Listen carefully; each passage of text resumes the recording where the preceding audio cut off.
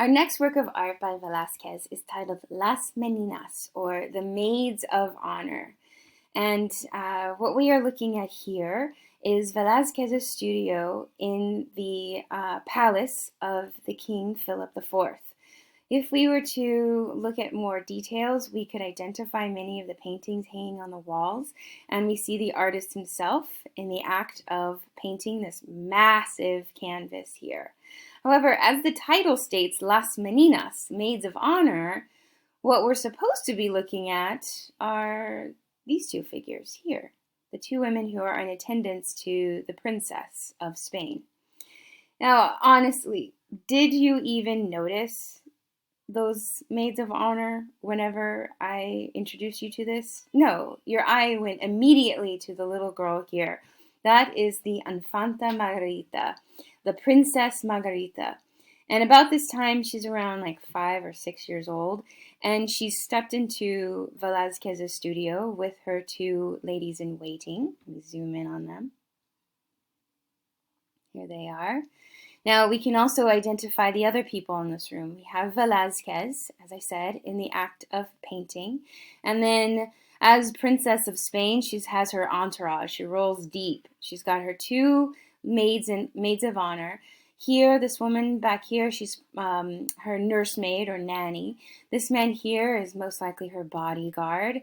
We have two figures in the foreground. Now, we can see that the woman is a little person.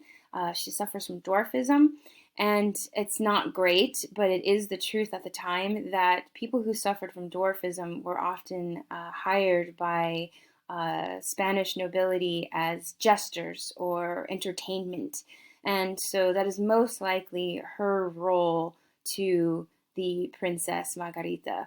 She is a form of entertainment. This little guy here is also wearing a very elaborate costume like that of a clown or a jester.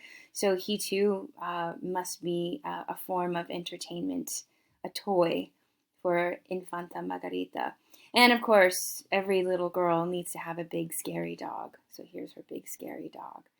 Now it appears as if Margarita and her crew are in this room, and there's another man in this doorway, right? Now, based on how he's dressed, if we were alive at this time, we would easily recognize him as a courtier, a man of the court to the King of Spain.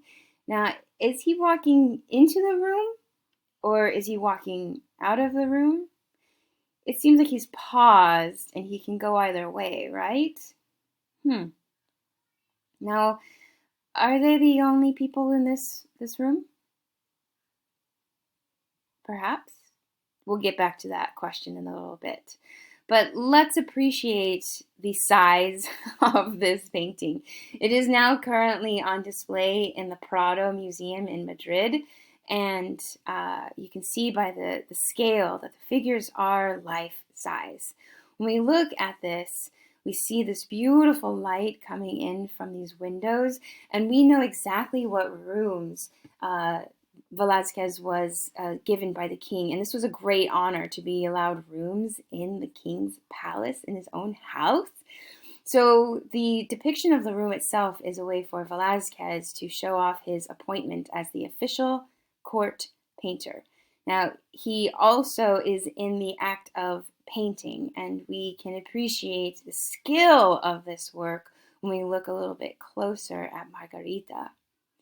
We see her wearing this silver watered silk gown, and it has these black velvet ribbon trims and this massive silver brooch tied with a pink, orange, coral velvet ribbon.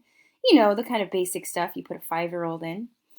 And the way that Velázquez applies the paint to the canvas is your next two vocabulary words. It is thickly applied in a technique we call impasto.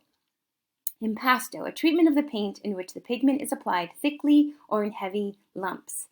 What this does is it creates a beautiful display of optical realism, an effort to depict the optical properties of light and mass, typically applying layers of loosely applied paint. if you're looking at this and you're saying it just looks messy or blurry, well, let's zoom in. It looks even more messy, right? The slap and dashes of the paint are so loosely applied. It's that impasto technique. Rather than giving us every single fine thread of this silvered gown or this giant heavy brooch, he does these dabs and dashes of paint that when we pull back, come into place, make perfect sense.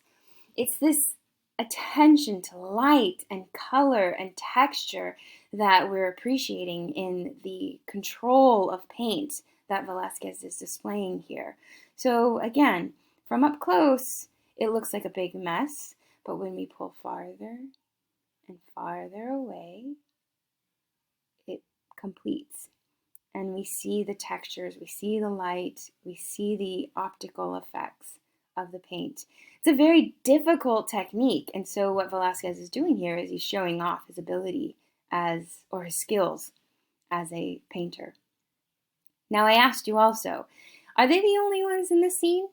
And some of you, if we were in class, would raise your hand and say, no, what about them? Well, what is that? What are we looking at? Is that a painting? I mean, it's hanging on the wall like a painting, but it's not really acting like a painting, is it? What is it acting like? Yeah, a mirror.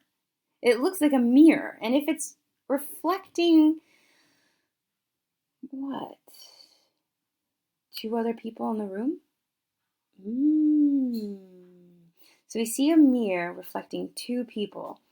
Those two people, if we were to be alive in 1656 and living in Spain, we would easily recognize them as the king and queen of Spain, Philip IV and his second wife, Mariana.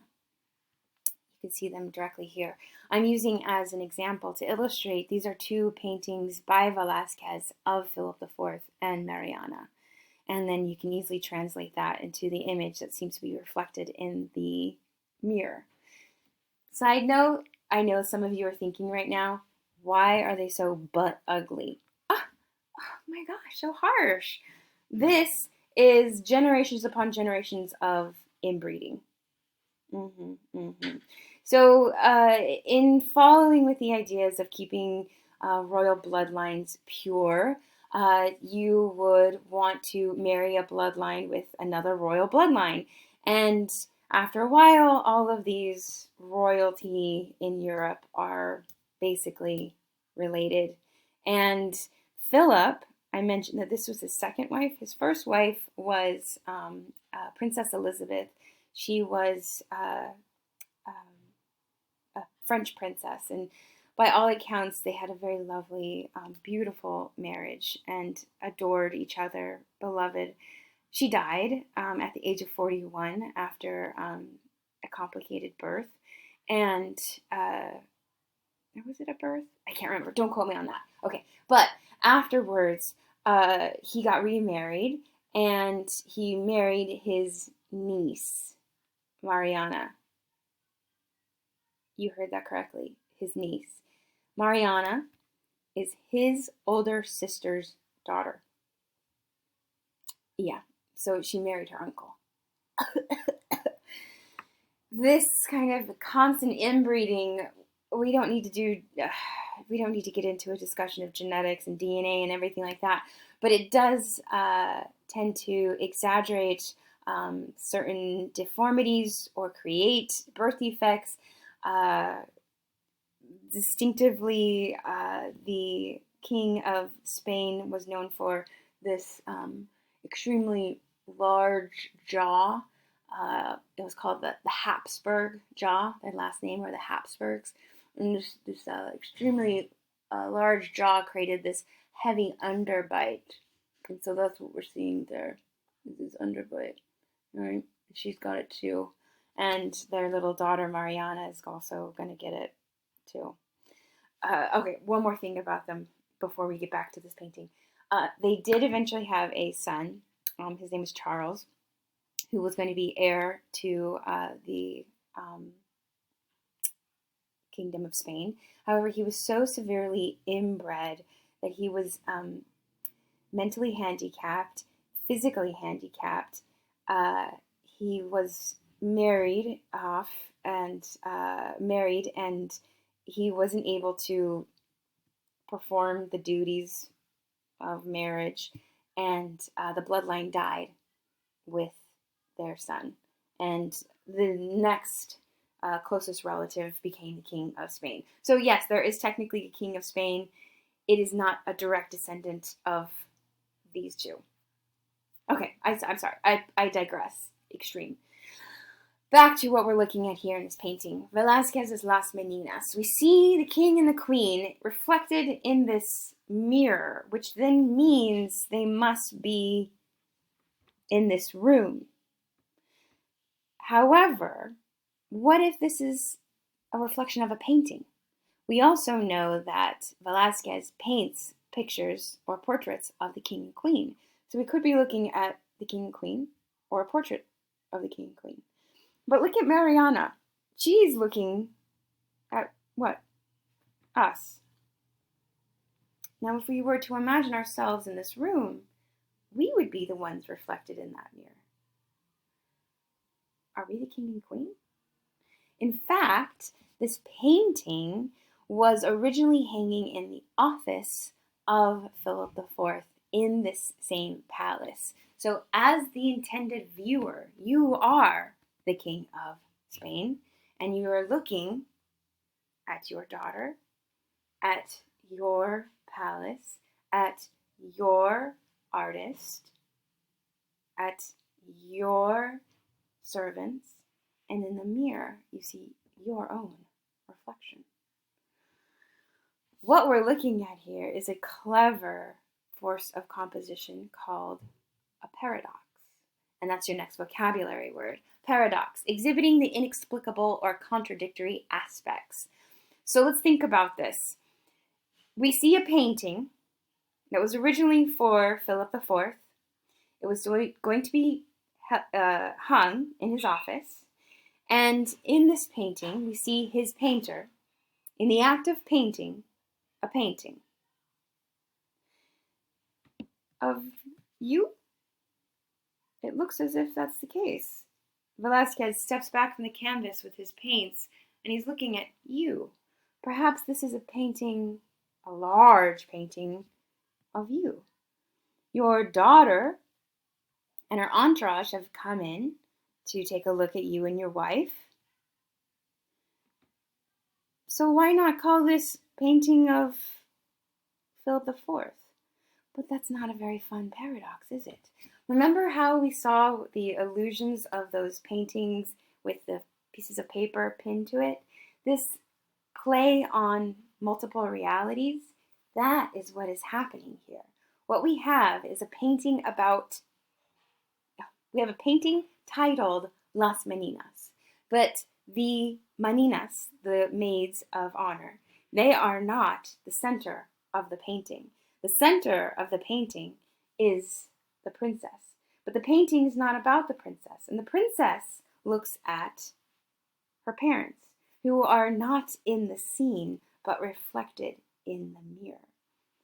What we have is a painter in the act of painting a painting of people who are not in the painting. Okay, let me say that again. We are looking at a painting of a painter in the act of painting a painting of people who are not in the painting. That is the paradox here. That is the play on reality that we're supposed to be enjoying.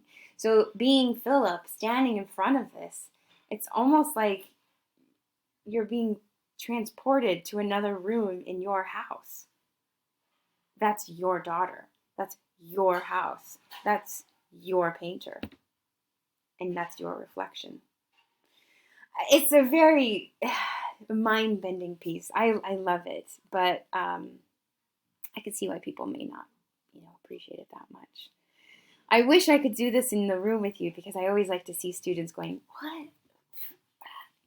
In terms of it being Baroque, All right, it doesn't fall in line with the characteristics that we've been playing or identifying. Diagonal lines, I mean, perspective lines, but nothing extreme. Tenebrism-ish. Uh, Ovals, rectangles, Baroque moments.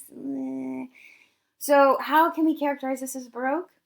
If you remember way back when I was talking and establishing this period style, the Baroque is simply defining the 17th century. This is being painted in the 17th century. And while it may not fall in line with many of the common characteristics, it is still applying or it is still part of the Baroque period. And we can consider this paradox, this play of interaction between viewer and the painting itself to be dramatic, which was a characteristic of the Baroque, right? Okay, all right. I know, it's not perfect, but it's a pretty awesome piece, right? Because I always appreciate when artists play around with masterpieces, this here is another one of those removing of figures. You see that? So it helps us understand the space that they're in, the use of the light, and one more thing. Bear with me, I know this has been a long video. The paradox is played up with this figure in the background. The guy in the doorway, let me just pull up a little bit more. Remember I asked you, I said, he's coming down or is he coming up, right? Is he coming into the room or coming out of the room? What he's doing is he's playing with that flux of reality. This door frame is what we would refer to as a liminal space. I know, I should put that as a vocabulary word. Liminal, meaning it's not quite in or out, up or down. It is its own. And doorways are often described as these liminal spaces. Standing in the doorway, he is both inside the room and outside the room, adding to that play of reality, especially for Philip IV. He is both outside of the painting, but reflected inside of the painting.